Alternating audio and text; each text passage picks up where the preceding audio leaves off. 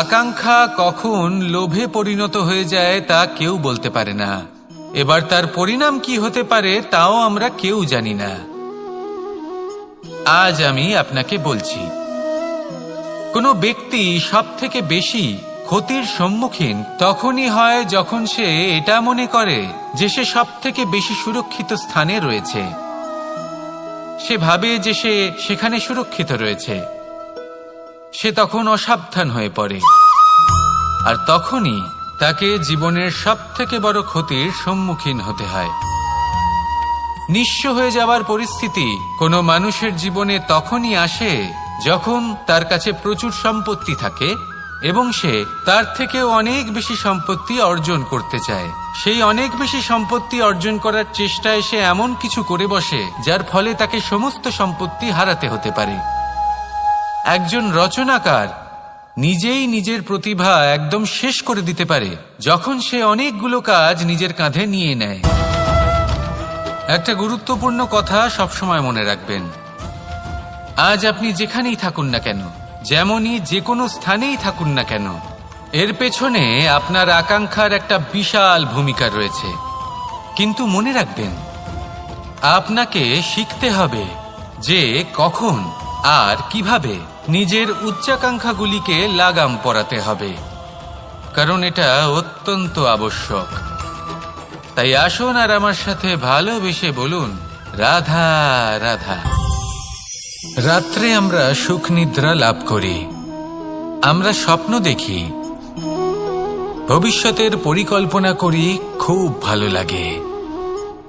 সকালে যখন চোখ খুলি নিদ্রা ভঙ্গ হয়, স্বপ্ন সেইখানেই ভেঙে যায়, আর তারপর আমরা আমাদের রোজকার জীবন যাপন করি। স্বপ্ন হয়তো মানুষ রাতের বেলায় দেখেন, কিন্তু সেটাকে সার্থক দিনের বেলাতেই করতে হয়। রাতে মধুর বাতাসের নিচে কোমল শয্যায় শুয়ে মাতার গলায় মিষ্টি গান শুনতে শুনতে নিদ্রায় আচ্ছন্ন হওয়া, স্বপ্ন দেখা, ভবিষ্যতের পরিকল্পনা করা বড়ই সরল। কিন্তু সকালবেলায় সময় মতো উঠে সূর্যের তাপ সহ্য করে, সেই উষ্ণতা সহ্য করে সর্বাঙ্গ ঘেমে গিয়ে নিজের পথ খুঁজে বের করা, সেই পথে অগ্রসর হওয়া, বাধা বিপত্তি এসবের সম্মুখীন হওয়া, আর তারপর লক্ষ্য লাভ করা, এগুলো কঠিন কাজ। এ হলো অত্যন্ত কঠিন কাজ। যদি আপনি চান যে স্বপ্ন আপনি দেখেছেন তা সত্যি হোক, তাহলে দিনের বেলায় আপনাকে বেরিয়ে কর্ম করতেই হবে, পরিশ্রম করতেই হবে। মনের এই চক্ষু দিয়ে স্বপ্ন দেখা সম্ভব, কিন্তু যদি আপনি বুঝতে পারেন যে এই স্বপ্নই হলো আপনার লক্ষ্য, তাহলে তাকে সার্থক করতে শুধুমাত্র পরিশ্রম দ্বারাই করতে হবে। তাহলে পরিশ্রম করুন আর আমার সাথে ভালোবেসে বলুন, রাধা রাধা। মানুষের জীবনে তিনটি গুণ অত্যন্ত প্রয়োজনীয়: শ্রদ্ধা, বিনম্রতা, যোগ্যতা। যদি জ্ঞান লাভ করতে চান তাহলে শ্রদ্ধার প্রয়োজন, যদি মান লাভ করতে চান তাহলে স্বভাবে বিনম্র হওয়া প্রয়োজন, আর যদি মনোবাঞ্ছিত স্থান লাভ করতে চান তাহলে যোগ্যতার প্রয়োজন। বিষয়টা সহজ। শ্রদ্ধা আপনাকে জ্ঞান দেবে, নম্রতা আপনাকে মান, আর যোগ্যতা উচিত স্থান দেবে। কিন্তু যদি আপনি এই তিনটি গুণ সম্মিলিত করেন তাহলে এমন কিছু লাভ করবেন যা এই সব কিছুর থেকে অনেক ঊর্ধ্বে। সম্মান। আর এ হলো সেই সম্মান যা প্রত্যেক মানুষের নিজের জীবনে লাভ করতে চেষ্টা করা উচিত, কারণ এই হলো সেই সম্মান যার কারণে আপনি চলে যাওয়ার পরেও এই সংসার আপনাকে ভালোবাসবে আর মনে রাখবে। আসুন আমার সাথে ভালোবেসে বলুন, রাধা রাধা। অনেক সময় আমরা জীবনে অনেক মানুষকে এমন বলতে শুনে থাকি যে আমি অসফল হয়েছি কারণ আমার সময় ভালো যাচ্ছিল না, আমি এই জিনিসটা লাভ করতে চাইছিলাম কিন্তু করতে পারলাম না কারণ আমার সময়টা ভালো যাচ্ছিল না, আমি আমার জীবনে ওই মহান কাজটা করতে চাইছিলাম কিন্তু করতে পারলাম না। কেন? কারণ আমার সময়টা ভালো যাচ্ছিল না। কিন্তু যে মুহূর্তে ভালো সময় আমার জীবনে আসবে আমি সব কিছু প্রাপ্ত করব। এমন প্রায় প্রত্যেকেই বলেন। আসুন একটা কথা বোঝা যাক। একজন মালিকে দেখুন, সে প্রত্যেক দিন গাছের সেবা করে, তাকে জল দেয়, তার যত্ন আত্তি করে। কেন প্রত্যেক দিন সেই গাছ ফল দেয় না? সঠিক সময় এলে তবেই সেই গাছ ফল দেয়, কিন্তু প্রত্যেক দিন মালি তার সেবা করে, তাকে যত্ন করে। শুধুমাত্র তখন করে না যখন সেই গাছ ফল দিতে সক্ষম। আর যদি মালি গাছের যত্ন প্রতিদিন না করে, তাহলে হয়তো সেই গাছ ফল দিতেই পারবে না। এটাই হলো আমাদের জন্য একটা শিক্ষা। যখন সময় আমাদের জন্য অপেক্ষা করে না, তখন আপনি সময়ের জন্য কেন অপেক্ষা করছেন? ভালো সময়ের জন্য অপেক্ষা করবেন না। ভালো এবং শুভ কর্ম দ্বারা ভালো সময়কে নিজের কাছে টেনে আনুন। নিরন্তর কর্ম করুন, পরিশ্রম করতে থাকুন। শুভ সময় আপনা থেকেই আপনার কাছে আসবে। আসুন আমার সাথে ভালোবেসে বলুন, রাধা রাধা। মানুষের এই সংসারে জীবনযাপন করার জন্য কিছু জিনিসের প্রয়োজন পড়ে। এমন কিছু আবেগ, এমন কিছু বস্তু আছে যেগুলো তার প্রয়োজন হয়। কিন্তু সব থেকে বেশি যে জিনিসটা তার প্রয়োজন হয় সেটা হলো সম্মানের। আমাদের ভালো লাগে যখন কেউ আমাদের সম্মান করে। আমরা কাউকে সম্মান করলে তারও সেটা ভালো লাগে। কিন্তু আপনি দেখবেন যে সংসারে বেশিরভাগ মানুষ দুটি মাপদণ্ডের ভিত্তিতে সম্মান করেন। হয় বয়স দেখে করেন বা উপার্জন দেখে, অর্থাৎ সেই ব্যক্তি কতটা উপার্জন করেন।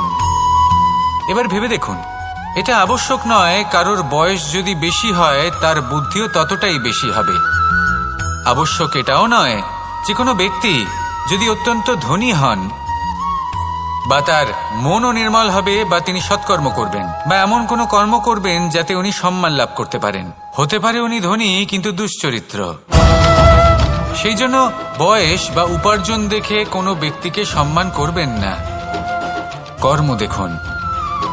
যদি গভীরভাবে ভেবে দেখেন তাহলে দেখবেন যদি কোনো মানুষ কোনো সৎকর্ম করেন তাহলে তার প্রতি হৃদয় থেকে সম্মান জাগ্রত হয়। এটাই হলো সেই সম্মান যা অর্জন করতে হবে। বয়স আজ আছে, কাল আরো বৃদ্ধি পাবে। উপার্জন আজ আছে, কাল সেটা কমে যেতেও পারে। কিন্তু যদি আপনি নিরন্তর শুভকর্ম করতে থাকেন তাহলে আপনি মৃত্যুর পরেও অমর হয়ে থাকবেন। আসুন আমার সাথে ভালোবেসে বলুন, রাধা রাধা। পাপ এবং পুণ্য, এই দুই হলো সংসারের এমন দুই বিন্দু যাকে কেন্দ্র করে এই সংসারের চক্র ঘুরতে থাকে। আমরা যদি কোনো কর্ম বিচার করি, হয় পুণ্য নয় পাপের দৃষ্টিভঙ্গি দিয়ে, এটা হয় পুণ্য না হলে পাপ। কিন্তু এই পাপ এবং পুণ্য এই দুই নির্ভর করে প্রত্যেক মানুষের ওপর, তার চিন্তাধারা, তার পরিস্থিতির ওপর। ধরুন এমন একজন মানুষ যিনি অনেক দিন ধরে বনে পথ হারিয়েছেন, অনেক দিন হয়তো উনি কোনো খাবার খাননি।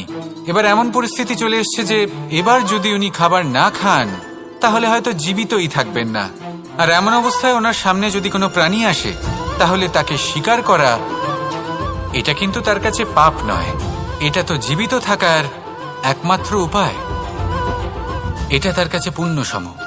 আর যদি আমি এমন একজন ব্যক্তির কথা বলি যিনি সরল, যিনি একটি সুখী, শান্ত, সুরক্ষিত জীবনযাপন করছেন, তার কাছে কিন্তু এটা পাপ। এইরকমই এই সংসারে ভিন্ন ভিন্ন পরিভাষা আছে পাপ এবং পুণ্যের। তার মধ্যে যদি আমি আপনাকে একটি সরল পরিভাষা দিই, সেটা হলো জীবনে যখনই কোনো কর্ম করবেন সেটা নিয়ে একটু ভেবে দেখুন যে এই যে কাজটা আমি করছি তার ফলে এই যে অন্য মানুষেরা আছেন এই সংসারে, তারা কি দুঃখ পাবেন? যদি তারা দুঃখ পান তাহলে সেটা পাপ। যদি আপনি এমন কোনো কর্ম করেন যার ফলে অন্যরা প্রসন্নতা লাভ করেন, তাদের মুখে হাসি ফুটে ওঠে, যদি তারা প্রেরিত হন, জীবনে সামনে এগোতে পারেন, তাদের বিকাশ হয়, তাহলে এটা হলো পুণ্য। তাই জীবনে সবসময় পুণ্য করতে থাকুন আর আমার সাথে ভালোবেসে বলুন, রাধা রাধা। বনস্পতি ফলনের জন্য আমাদের কিসের প্রয়োজন পড়ে? একটু ধরিত্রীর, একটু পরিশ্রমের আর একটা বীজের।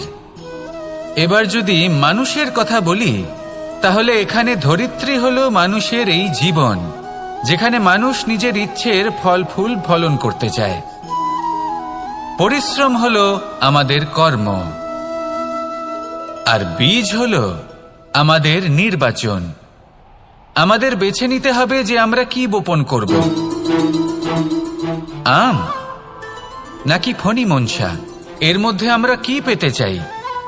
রসালো ফলের ফলন চাই নাকি কাঁটার ফলন চাই, তা আমাদের উপর নির্ভরশীল।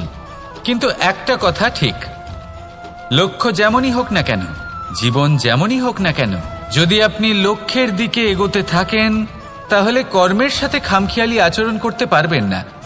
যদি আপনি এমন করেন তাহলে এটা আপনাকে একটা অনুচিত লক্ষ্যে পৌঁছে দেবে, সেটা কিন্তু নিশ্চিত। সবসময় এটা মনে রাখবেন, কর্মের সাথে খামখেয়ালি হবেন অর্থাৎ কর্মফলও আপনার সাথে খামখেয়ালি হবে। তাহলে নিষ্ঠার সাথে কর্ম করতে থাকুন আর নিজের লক্ষ্যকে প্রাপ্ত করুন। আর আমার সাথে ভালোবেসে বলুন, রাধা রাধা। অগ্নি চতুর্থ তত্ত্ব, সব থেকে বেশি গুরুত্বপূর্ণ কিন্তু তার থেকেও বেশি ভয়াবহ। কখনো অগ্নিকে নিয়ন্ত্রিত রূপে উনুনে জ্বলতে দেখেছেন? এই অগ্নি আমাদের খাবার বানাতে সাহায্য করে, যা আমাদের শক্তি প্রদান করে। কিন্তু এই অগ্নি যখন বিচলিত হয়ে, অনিয়ন্ত্রিত হয়ে কোনো বনের আগুন হয়ে ওঠে, তখন মহা বিনাশ ঘটে যায়। আপনারই অন্তরের ঊর্জা হলো এই অগ্নি। এটা আপনার শক্তিও, আপনার ক্রোধ। একে ব্যবহার কিভাবে করবেন তা আপনারই হাতে। যদি কোনো ব্যক্তি নিজের অন্তরের এই ঊর্জাকে ব্যবহার করেন শক্তির রূপে, তাহলে সে বিকাশ ঘটাতে পারে, নির্মাণ ঘটাতে পারে। কিন্তু যদি কোনো ব্যক্তি তার অন্তরের ঊর্জাকে বিধ্বংসী অস্ত্র বানিয়ে ফেলেন, তাহলে নিশ্চিত রূপে মহা বিনাশ ঘটতে পারে, যাতে বিনাশ তারও অবশ্যই হবে। অনেক বছর পূর্বে এমনই এক আগুনের দ্বারা এই সুন্দর পৃথিবীর নির্মাণ হয়েছিল। আর অনেক বছর পূর্বে এমন এক আগুনেই সমস্ত জীব এবং সংসার বিলুপ্ত হয়ে গেছিল। এবার আপনি আপনার অন্তরের ঊর্জা দ্বারা বিনাশ ঘটাতে চান নাকি নির্মাণ ঘটাতে চান, সেই সিদ্ধান্ত আপনারই। আসুন আমার সাথে ভালোবেসে বলুন, রাধা রাধা। কখনো কখনো এমন হয়, আমরা আমাদের বাড়ির উঠোনে বীজ বপন করি আর তা বিকশিত হয় একটা সুন্দর বৃক্ষে। তার শাখাগুলি প্রতিবেশীর বাড়ি পর্যন্ত পৌঁছয়।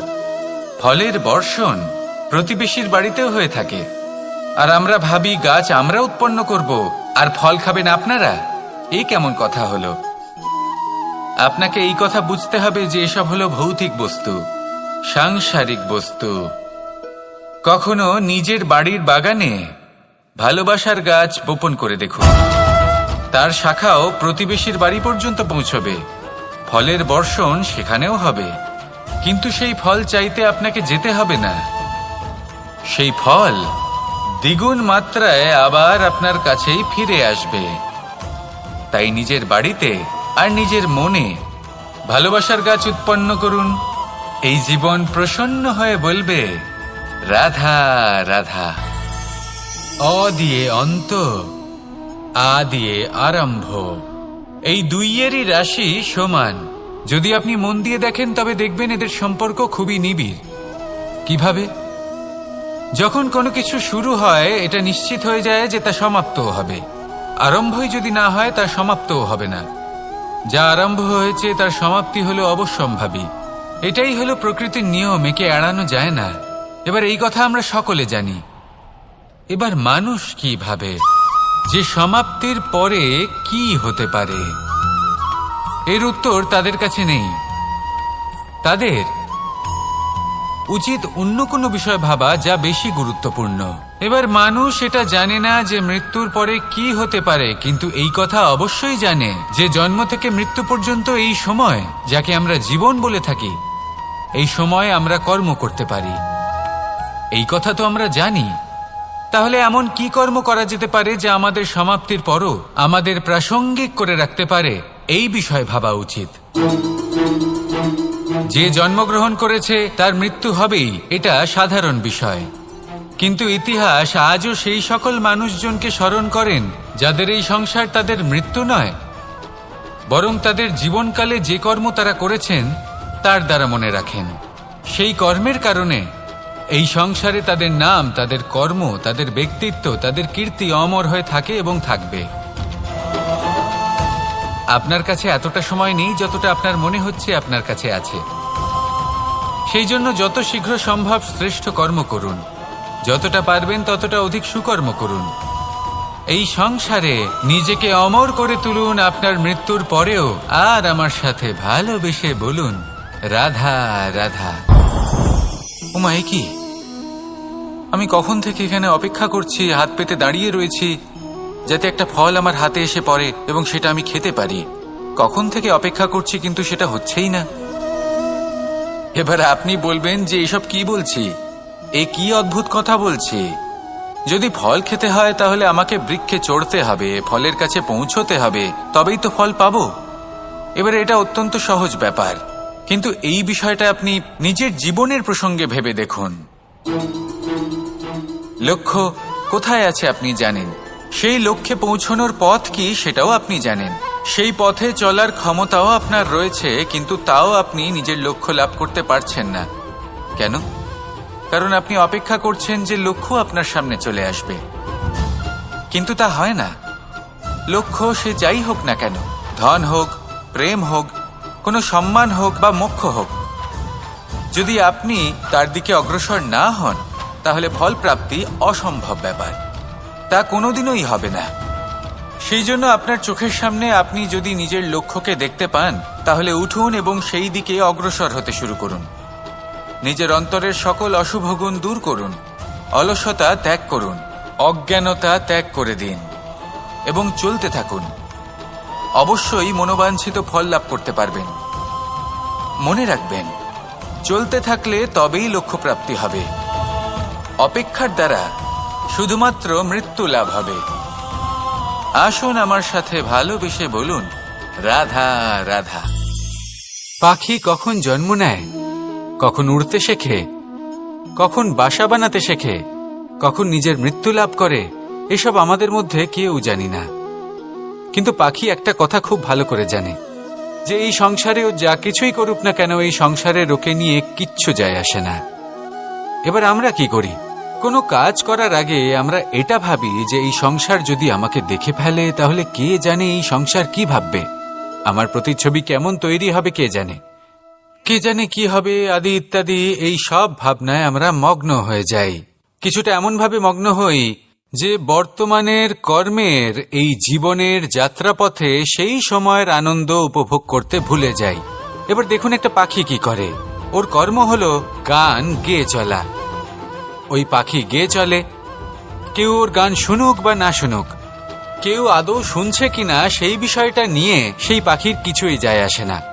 সেই পাখি নিজের কর্ম করতে থাকে। হয়তো সেই জন্যই আপনি কখনো কোনো পাখিকে কাঁদতে দেখবেন না। এরকমই আপনাকে নিজেকে গড়ে তুলতে হবে। প্রথমে নিজেকে জিজ্ঞেস করুন, এই যে কর্ম আমি করতে চলেছি সেটা কি উচিত? যদি আপনার মনে হয় সেটা উচিত তাহলে সেটা প্রমাণ করুন। এটা ভাববেন না যে এই সংসার কি ভাববে। আসুন আর আমার সাথে ভালোবেসে বলুন রাধা রাধা। জীবন এবং মৃত্যু, এই দুই হলো জীবনের দুটি অটল সত্য। যিনি জন্মগ্রহণ করেছেন তিনি মৃত্যু লাভ অবশ্যই করবেন, এই হলো নিয়তি। এবার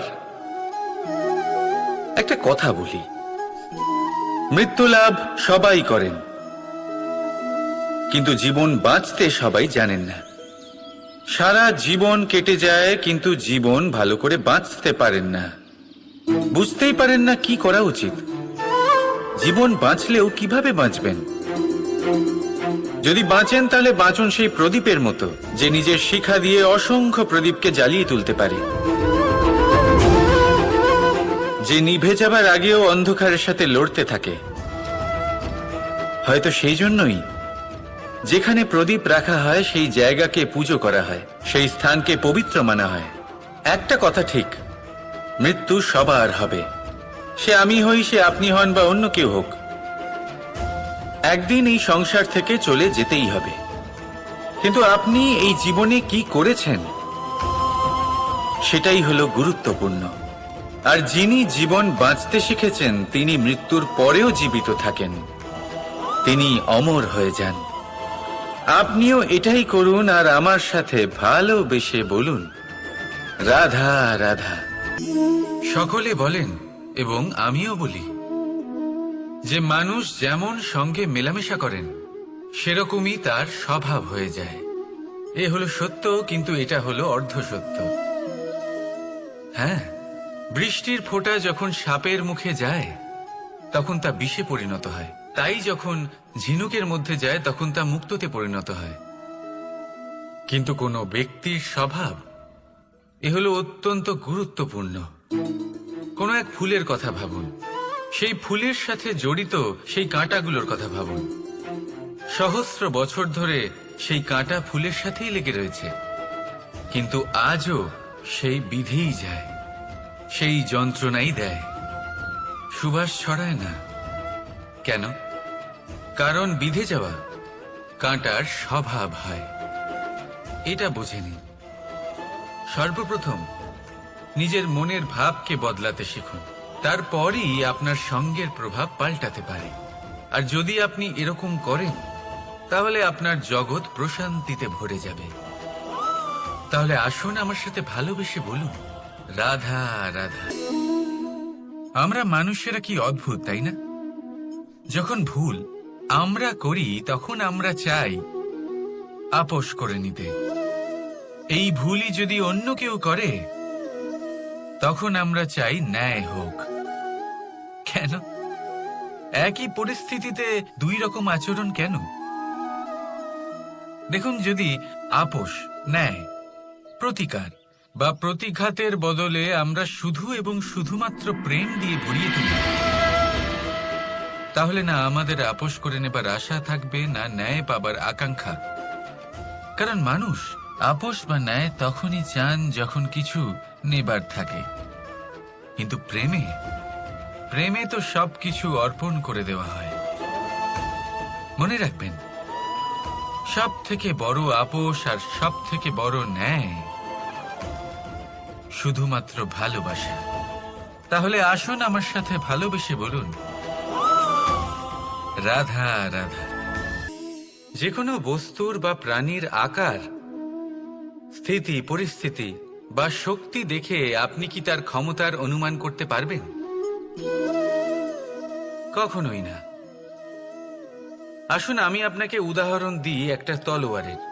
সেই তলোয়ার যার দ্বারা আপনি অনেক বড় বড় যুদ্ধ জেতেন, বড় বড় রাজাদের পরাস্ত করতে পারেন। এবার আপনি যদি এই তলোয়ার কাউকে দেখিয়ে তার থেকে তার বস্ত্র ছিনিয়ে নেন, তাহলে দেখবেন যখন সেই বস্ত্র ছিঁড়ে যায় তখন একটা ছোট্ট সূচি চমৎকার করতে পারে। তখন এই তলোয়ার কোনো কাজে লাগবে না। সেইভাবেই একটা মাছ কখনো বনে গিয়ে শিকার করতে পারে না, আর সেইভাবেই সিংহ জলের রাজা হতে পারে না। প্রত্যেকের নিজের নিজের দুর্বলতা রয়েছে, প্রত্যেকের নিজের নিজের শক্তি রয়েছে। আর এই প্রকৃতি সবাইকে এইভাবেই বানিয়েছে যে প্রত্যেকের মধ্যে কোনো না কোনো বিশেষ গুণ অবশ্যই থাকে।